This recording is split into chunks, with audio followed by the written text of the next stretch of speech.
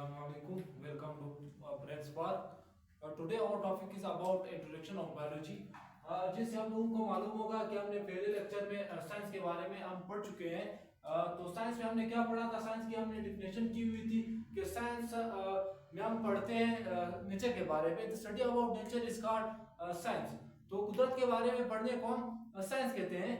फिर हम लोगों ने यह पढ़ा था कि साइंस जब इल्म नेचर के बारे में हम बहुत ज्यादा जान गए और हमने बहुत सी इंफॉर्मेशन हासिल की, तो फिर इल्म बहुत बढ़ गई। तो फिर हमने साइंस को क्या किया, मुख्तलिफ ब्रांचों में उसको डिवाइड किया गया। साइंस को हमने दो मेन ब्रांचों में डिवाइड किया गया था, जिसका एक का नाम था बायोलॉजिकल साइंसेस और दूसरे का नाम था फिजिकल साइंसेस। बायोलॉजिकल साइंसेस में हम बायो को पढ़ते थे और फिजिकल साइंसेस में हम केमिस्ट्री, फिजिक्स और मैथमेटिक्स को पढ़ते थे। तो आज हम साइंस की एक वो ब्रांच जिसको हम बायोलॉजी कहते हैं उसके बारे में पढ़ेंगे। तो सबसे पहले हम बायो की इंट्रोडक्शन करेंगे। इंट्रोडक्शन ऑफ बायोलॉजी में हम क्या पढ़ते हैं कि बायो का जो लफ्ज है, the word biology is derived from Greek word from two Greek word bios and logos. जो बायोलॉजी का लफ्ज है वो दो ग्रीक की जबान से निकला हुआ है। ग्रीक भी एक जबान होती है, जैसे पश्तो, अरबी, फारसी वगैरह। तो ग्रीक भी एक जबान होती है। तो दो वर्ड से निकला हुआ है ग्रीक के, एक को हम बायोस कहते हैं, दूसरे को हम लोगोस कहते हैं। तो बायोस का लफ्ज का मतलब ये होता है लाइफ। वो लोगोस लफ्ज का मतलब होता है स्टडी करना, मुतालिया करना। तो इसका जब हम कंबाइन करेंगे तो जिंदगी के बारे में स्टडी करना, उसके बारे में मुतालिया करना, हम उसको बायोलॉजी कहते हैं या बायोस कहते हैं। तो जिंदगी के बारे में पढ़ना और उसके बारे में जानना, हम उसको क्या कहते हैं? बायोलॉजी कहते हैं। तो फिर सवाल आता है कि जिंदगी होती किसकी है, लिविंग की होती है या नॉन लिविंग की होती है? तो हमें सबको मालूम है कि जिंदगी होती जानदारों की, नॉन लिविंग की जिंदगी होती नहीं है। तो इस वजह से हम यहाँ से मालूम कर सकते हैं कि बायो में हम पढ़ते हैं जानदारों के बारे में, क्योंकि नॉन लिविंग की जिंदगी होती नहीं है। बस करिए मार्कर, इसकी कोई लाइफ नहीं होती, ये नॉन लिविंग है। तो फिर क्वेश्चन आता है कि जिंदगी, व्हाट इज लाइफ? लाइफ कहते हैं किसको है? What is life? फर्स्ट करिए, अगर किसी ने आपसे पूछा कि जिंदगी किसको कहते हैं, मतलब कि कोई चीज जिंदा होता है उसकी जिंदगी होती है, तो वो क्यों होती है? जब वो मरता है तो वो मर क्यों जाता है? तो इस जवाब का आंसर हम यहाँ पर पढ़ेंगे कि जिंदगी होती क्या है। जब कोई जिंदा होता है तो हमें ये मालूम नहीं कि वो क्यों जिंदा होता है, क्योंकि जब कोई मरता है तो वही बंदा जिसको ऑक्सीजन खुराक की जरूरत होती थी, जब वो मर जाता है तो खुराक और ऑक्सीजन तो फिर बाद में भी मौजूद होते हैं। फिर इसका मरने का रीजन क्या होता है? तो इसका तो कोई मतलब हम खास जवाब नहीं दे सकते हैं, क्योंकि अल्लाह ताला ने कुछ चीजें हमसे सीक्रेट रखे हुए होते हैं, राज रखे हुए होते हैं। क्योंकि कोई चीज जो जिंदा होता है वो एक चीज होती है जिसको हम हमारे लोकल लैंग्वेज में रूह कहते हैं। तो रूह के बारे में कोई भी नहीं जानता। तो अगर किसी ने पूछा कि कोई चीज जिंदा क्यों होती है, तो इसके जवाब हमारे साथ नहीं होता, क्योंकि हमें रूह के बारे में हम नहीं जान सकते। रूह के बारे में कोई भी नहीं जानता। हालांकि साइंटिस्ट यहाँ तक पहुंच गए हैं कि वो किसी कंप्लीट इंसान को बिल्कुल बना सकते हैं, लेकिन मेन मसला क्या आ रहा है? मेन मसला उसको जिंदा करना, कि उसको किस तरह जिंदा कर सके। तो मेन मसला वहां पे आ रहा है। तो इस वजह से हम कह सकते हैं कि जिंदगी को हम डिफाइन नहीं कर सकते, लाइफ को हम डिफाइन नहीं कर सकते कि जिंदगी कोई चीज जिंदा क्यों होता है और क्यों मर जाता है, उसमें वो क्या चीज होती है जिसकी वजह से वो जिंदा होता है। तो वो होती है रूह। तो रूह के बारे में हम बिल्कुल नहीं जानते। तो फिर हम क्या कर सकते हैं? जिंदगी की तो हम डिफाइन नहीं कर सकते, लेकिन जिंदा चीज की, लिविंग थिंग की हम सिर्फ खसूसियात पढ़ सकते हैं कि उसमें क्या क्या खसूसियात मौजूद होते हैं। तो उसमें बहुत सारे खसूसियात मौजूद होते हैं। कुछ हमने यहाँ पर लिखे हुए हैं कि कैन रिस्पायर, वो सांस ले सकते हैं, एंड कैन ईट, और खा सकते हैं, एंड कैन रिप्रोड्यूस, और बच्चे पैदा कर सकते हैं, एंड कैन मूव, और हरकत कर सकते हैं। तो ये सारे एक जानदार की खसूसियात होते हैं। और भी खसूसियात हो सकते हैं मुख्तलिफ, कि वो पी सकते हैं या काम कर सकते हैं, मुख्तलिफ खसूसियात हो सकते हैं, लेकिन उसके लाइफ को, जिंदगी को डिफाइन हम नहीं कर सकते। उसके खसूसियात को हम डिफाइन कर सकते हैं। अब आते हैं बायोलॉजी के डिफिनेशन पर कि the branch of science which deal with the study of living और लिविंग लाइफ ऑफ और living thing is called biology. Biology science की वो ब्रांच है जिसमें हम जानदारों के बारे में पढ़ते हैं, जैसे कि एनिमल, प्लांट या मुख्तलिफ जितने भी जानदार है उनके बारे में जब हम पढ़ते हैं तो हम साइंस की एक ब्रांच है जिसको हम बायोलॉजी कहते हैं। फिर जब जिस तरह साइंस को हम लोगों ने डिवाइड किया गया कि साइंस जब इल्म बढ़ गई तो हमने उसको डिवाइड किया गया, क्योंकि फिर बहुत मुश्किल था एक आदमी के लिए पूरा साइंस पढ़ना, पूरे यूनिवर्स कायनात के बारे में, कुदरत के बारे में जानना बहुत मुश्किल होता था। इस वजह से फिर इसी तरह जब बायोलॉजी बहुत बढ़ गई या हम जानदारों के बारे में बहुत ज्यादा जान गए तो फिर एक शख्स के लिए ये इजी नहीं होता था कि वो तमाम चीजों को अंडरस्टैंड कर सके इजीली। तो आसानी से समझने के लिए चीजों को, जानदारों के बारे में मालूमात को, तो फिर हमने क्या किया कि इसी बायो को मुख्तलिफ ब्रांचों में डिवाइड किया गया। वैसे तो बायोलॉजी के हजारों ब्रांचेस होते हैं, जो हम आगे वो ब्रांचेस भी पढ़ेंगे, लेकिन इसके जो मेन ब्रांचेस होते हैं वो 3 ब्रांचों में हमने बायोलॉजी को डिवाइड की हुई है। There are 3 main branches of biology. Biology के 3 मेन ब्रांचेस होते हैं।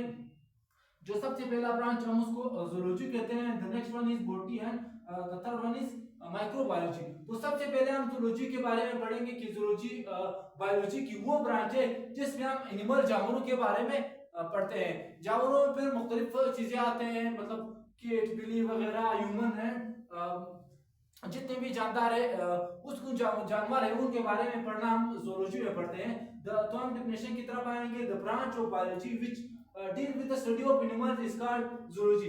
बायोलॉजी का वो ब्रांच जिसमें हम जानवरों के बारे में पढ़ते हैं उसको हम जूलॉजी कहते हैं। मैंने एग्जांपल दी हुई है, ह्यूमन के टीटीसी जितने भी जानवर हो उनके बारे में पढ़ना हम जूलॉजी में पढ़ते हैं। तो जानवरों से रिलेटेड जितनी भी बातें हो, जितनी भी उससे जानवरों से ताल्लुक हो, उन सब को हम जूलॉजी में पढ़ते हैं। जो दूसरा ब्रांच है उसको हम बोटनी कहते हैं, और बोटनी में हम पौधों के बारे में पढ़ते हैं कि पौधे किस तरह फोटोसिंथेसिस करती है, वो किस तरह ग्लूकोज बनाती है, उसमें किस तरह डिफरेंट फंक्शन होते हैं। तो उन सब के बारे में पढ़ना हम बोटनी में पढ़ते हैं। पौधों के रिलेटेड जितनी भी बातें हो, जितनी भी चीजें हो, उन सब के बारे में हम बायो के एक ब्रांच जिसका नाम है बोटनी है उसमें हम पढ़ते हैं। तो the branch of biology which deal with the study of plants is called botany. Bio का वो ब्रांच जिसमें हम पौधों के बारे में पढ़ते हैं उसको हम बोटनी कहते हैं। जैसे मस्टर्ड प्लांट या बहुत से पौधे हो सकते हैं, जितने भी पौधे हो उसको बारे में पढ़ना, उसके काम के बारे में पढ़ना बोटनी में पढ़ते हैं।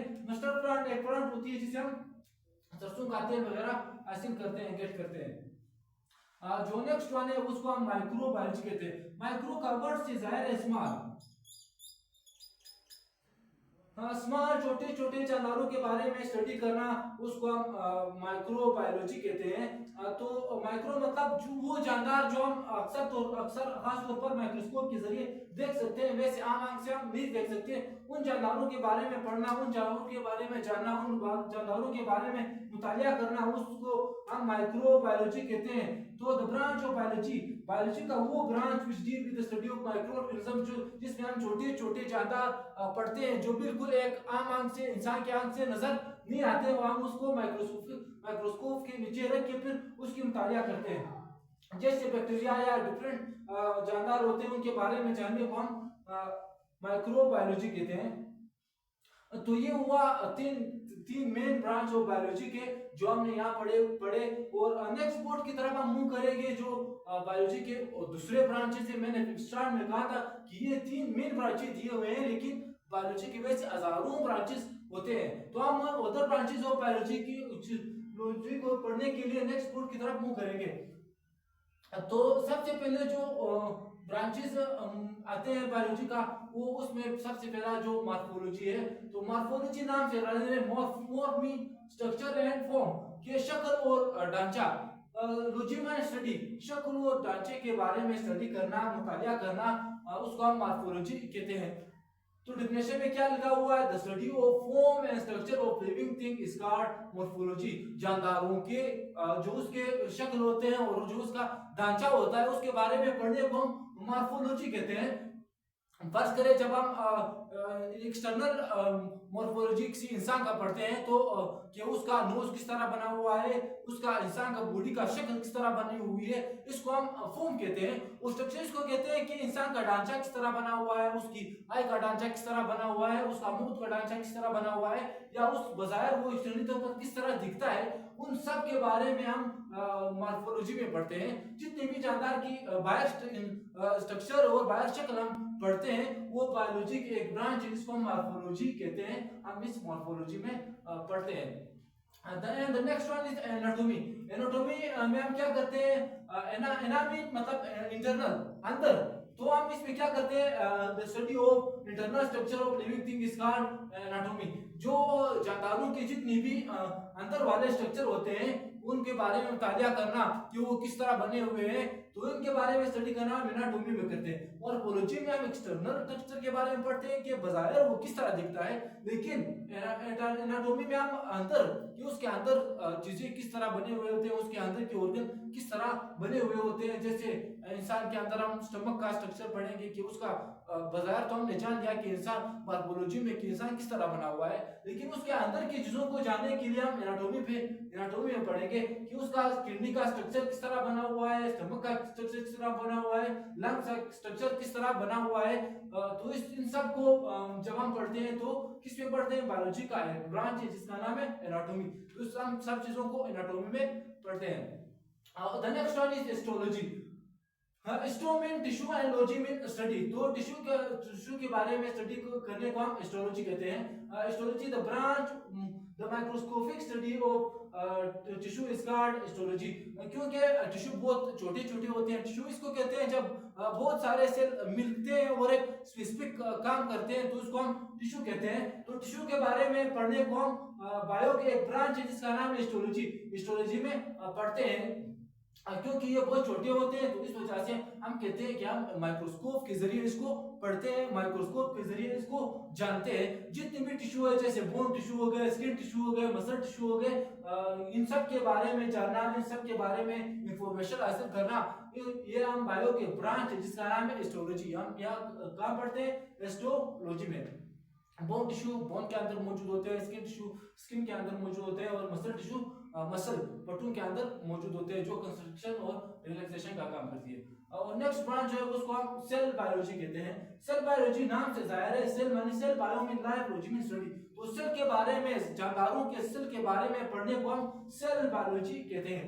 The study of structure and function of cell and cell organism, के सेल के स्ट्रक्चर साफ के सेल बना किस तरह है, उसका ढांचा किस तरह बना हुआ है, वो सेल का काम क्या है, हर सेल अलग अलग काम करता है, उनके कामों के बारे में जानना, और उसके अंदर जितनी सेल ऑर्गेनरी पड़ी हुई है उनके बारे में जानना। सेल ऑर्गेनरी से मुराद जो उसके अंदर mitochondria, endoplasmic reticulum, ribosome, centriole, जितनी भी सेल ऑर्गेनरी पड़ी हुई है वो उनका स्ट्रक्चर और उसका काम पढ़ना हम सेल बायोलॉजी में पढ़ते हैं। तो सेल बायोलॉजी में हम ये पढ़ते हैं कोई सेल किस तरह बना हुआ है, उसका स्ट्रक्चर किस तरह होता है और इसका फंक्शन ये क्या काम करते हैं, और इसकी सेल ऑर्गेनरी किस तरह बनी हुई है, कहां पर पड़ी हुई है सेल के अंदर, उसका काम क्या है। सेल का स्ट्रक्चर हमने पहले वाले लेक्चर में पढ़ा हुआ है, लेकिन इसका जो फंक्शन है और सेल ऑर्गेनरी है वो हम इंशाल्लाह नेक्स्ट लेक्चर में आगे बढ़ेंगे। जो नेक्स्ट ब्रांच है बायोलॉजी का उसको हम फिजियोलॉजी कहते हैं। फिजियोलॉजी बायो का वो ब्रांच है जिसमें हम जानदारों के मुख्तलिफ ऑर्गन के फंक्शन के बारे में पढ़ते हैं। तो the study of function of different body part is called physiology. Physiology में हम जानदारों के या इंसानों के जितने भी जानदार हैं उसके जिसमें जितने भी काम होते हैं, मुख्तलिफ काम होते हैं, उन कामों के बारे में, मुख्तलिफ ऑर्गन के कामों के बारे में जानने को हम फिजियोलॉजी कहते हैं।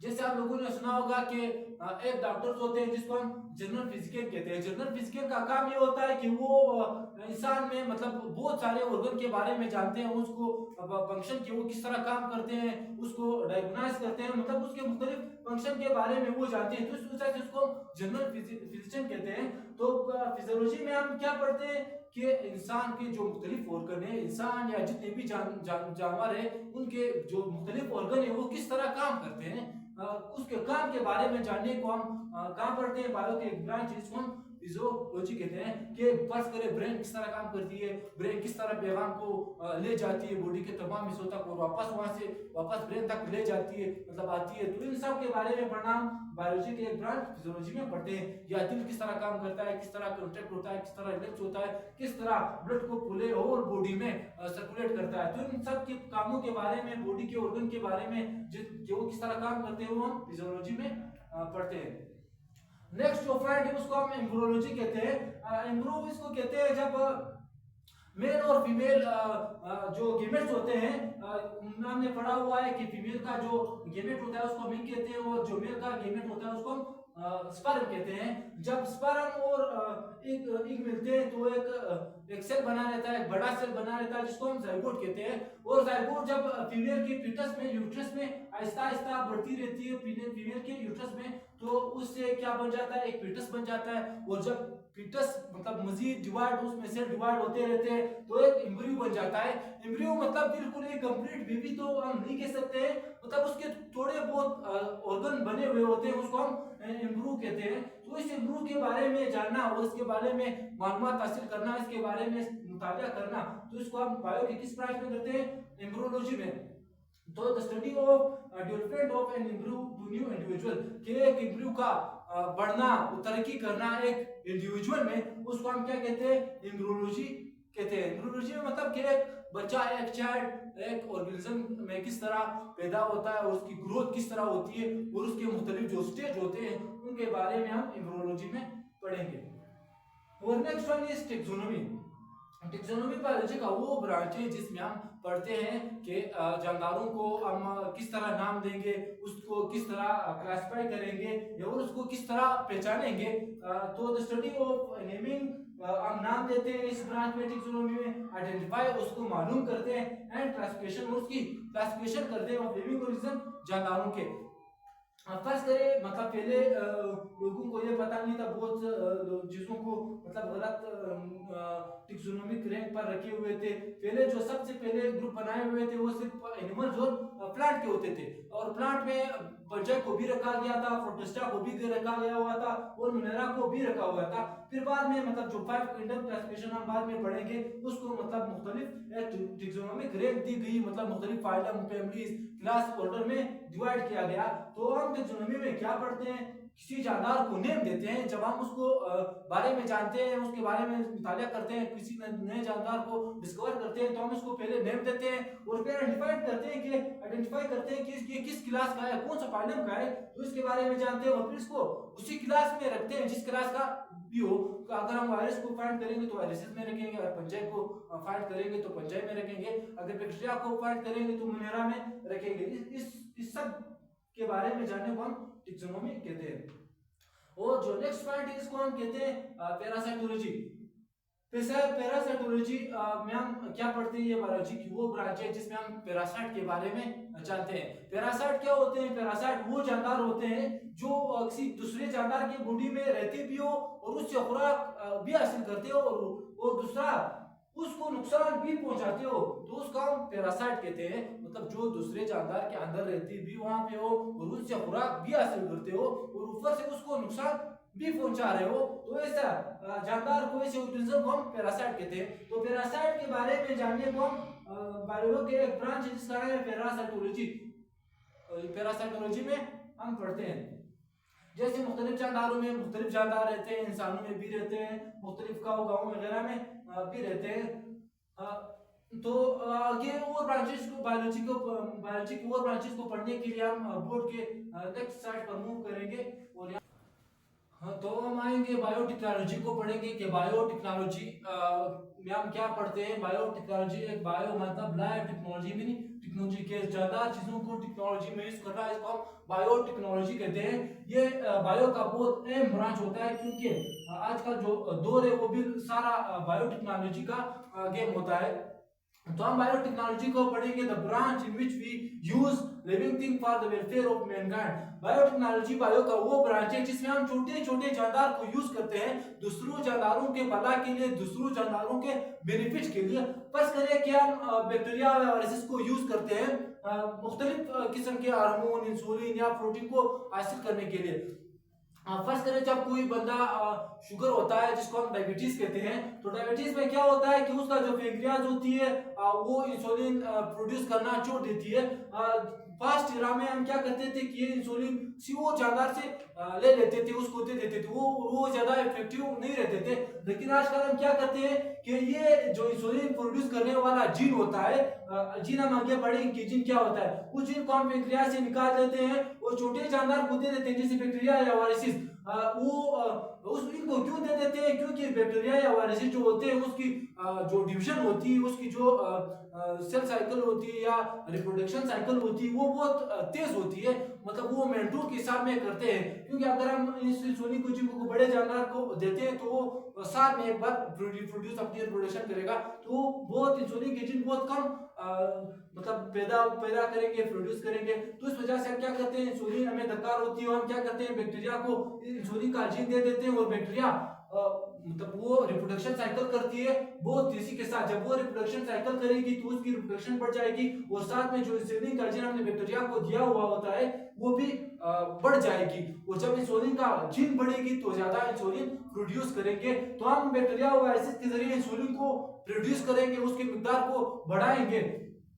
फिर हम इसको यूज करते हैं जिसका मतलब शुगर के पेशेंट के लिए जिसमें इंसुलिन की कमी होती है, या मुख्तलिफ हार्मोन्स हम हमें प्रोड्यूस करने के लिए हम मुख्तलिफ छोटे छोटे जानदारों का सहारा लेते हैं, उसको यूज करते हैं वो जानदारों की भला के लिए, उसकी बेनिफिट के लिए। जो नेक्स्ट ब्रांच है उसको हम जेनेटिक कहते हैं। और जेनेटिक आजकल जो दुनिया में सबसे ज्यादा चल रही है वो जेनेटिक चल रही है, क्योंकि आजकल जो वार चल रही है वो बिल्कुल सारा जेनेटिक का गेम होता है। जेनेटिक बायो का वो ब्रांच है जिसमें हम जीन और उसके रूल के बारे में कि उसका क्या रोल है इनहेरिटेंस में, विरासत में। Study of gene and their role in inheritance, क्या हम जीन के बारे में पढ़ेंगे और इनहेरिटेंस के बारे में पढ़ेंगे। किसमें, बायोलॉजी की ब्रांच जिसको जेनेटिक्स कहते हैं। तो जेनेटिक्स में हम जीन का क्या काम करता है और वो विरासत को ले जाने में, खसूसियात को ले जाने में क्या किरदार अदा करता है। तो सबसे पहले हम जानेंगे कि इनहेरिटेंस खुद क्या है और जीन क्या है। तो इनहेरिटेंस क्या है, इनहेरिटेंस का डेफिनेशन लिखी हुई है, the transfer of genetic material from parent to spring is called inheritance.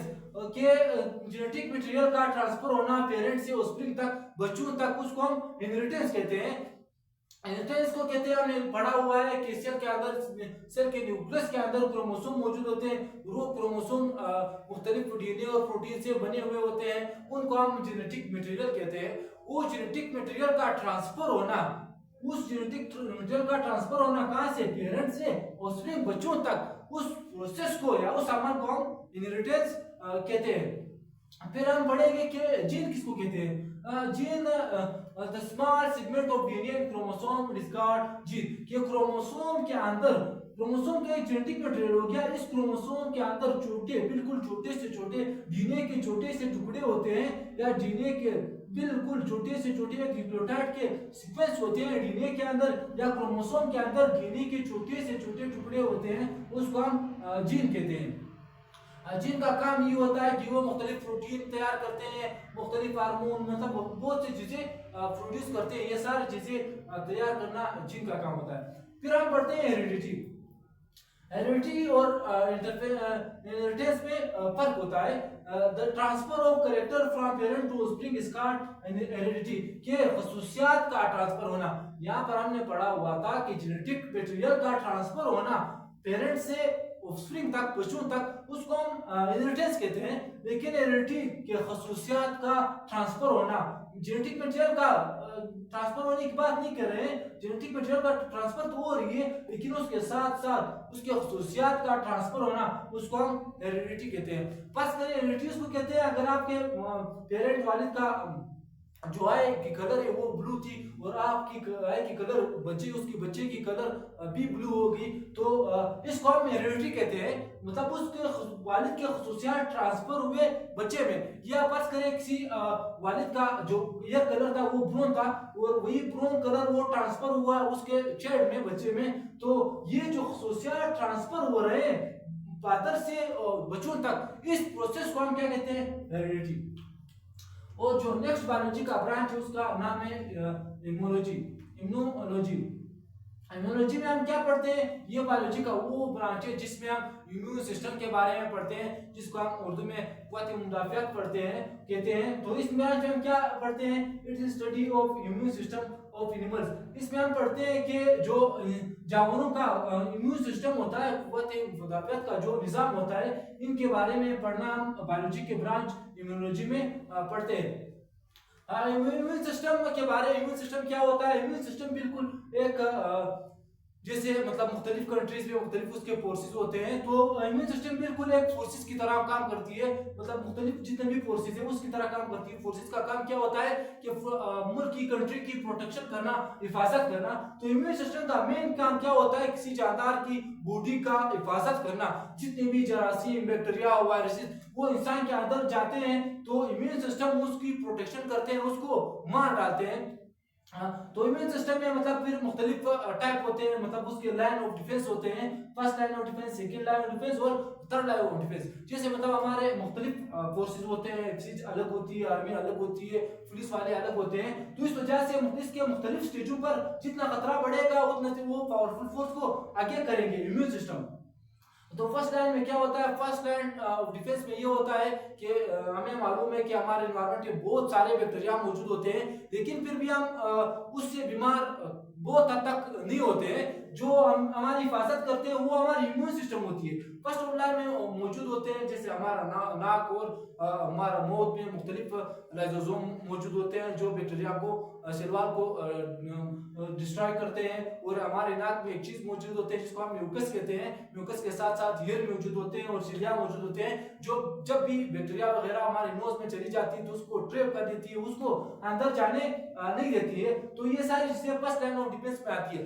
जब first line of defence fail हो जाती है, बस करे कोई बैक्टीरिया अंदर चली गई, लंग्स में चली गई, स्टमक में चली गई, तो फिर ये दोनों काम करते हैं, सेकंड और third line of defence. Second और थर्ड लाइन ऑफ डिफेंस में फिर मेन किरदार डब्ल्यूबीसी व्हाइट ब्लड सेल का होता है। व्हाइट ब्लड सेल फिर मतलब मुख्तलिफ टाइप के होते हैं, न्यूट्रोफिल होते हैं, मैक्रोफेजेस होते हैं, नेचुरल किलर सेल होते हैं, मुख्तलिफ टाइप के फिर डब्ल्यूबीसी होते हैं। डब्ल्यूबीसी का मेन काम क्या होता है, जब जानदार बॉडी में फर्स्ट लाइन को क्रॉस कर देता है तो सेकंड और थर्ड लाइन ऑफ डिफेंस में डब्ल्यूबीसी होते हैं। डब्ल्यूबीसी का काम क्या होता है कि उस जानदार को मारना, उस जानदार को खत्म करना। तो ये काम किसका होता है, डब्ल्यूबीसी का होता है। तो इम्यूनोलॉजी में हम क्या पढ़ते हैं कि इम्यून सिस्टम के बारे में जानना और उसके बारे में मुख्तलिफ उसके डिफेंस लाइन्स को पढ़ना, डब्ल्यूबीसी के बारे में पढ़ना कि वो किस तरह काम करती है, यह हम बायो के ब्रांच इम्यूनोलॉजी में पढ़ते हैं, इम्यूनोलॉजी में पढ़ते हैं। फिर हम पढ़ते हैं फ्लेटोलॉजी में। इसमें हम क्या पढ़ते हैं, इसमें the study of fossil of living thing के जानदार चीजों के जितने फॉसिल है, वेस्ट मटेरियल है, उनके बारे में पढ़ने को हम फ्लेटोलॉजी कहते हैं। जैसे कि आप लोगों ने सुना होगा कि पहले टाइम में मतलब जितने जानदार रहते थे या जितने दरख्त थे, फिर कुछ कुदरती आफत की वजह से वो जमीन में दब गए और उससे फिर मुख्तलिफ जो उसके फ्यूजल थे, उससे फॉसिल थे, उससे मुख्तलिफ चीजें बन गई, जैसे कोल, पेट्रोलियम, टीसी। तो इन चीजों के बारे में जानना जो जमीन के अंदर है, जैसे कोल हो गया, पेट्रोलियम हो गया, डीजल हो गया, मतलब जो केरोसिन ऑयल है, इन सब चीजों के बारे में जानना या इन जानदारों के वेस्ट मटेरियल के बारे में जानना जो जमीन में दब चुके हैं पास्ट एरा में, उन चीजों के बारे में जानना, इन सब को हम पैलेंटोलॉजी कहते हैं।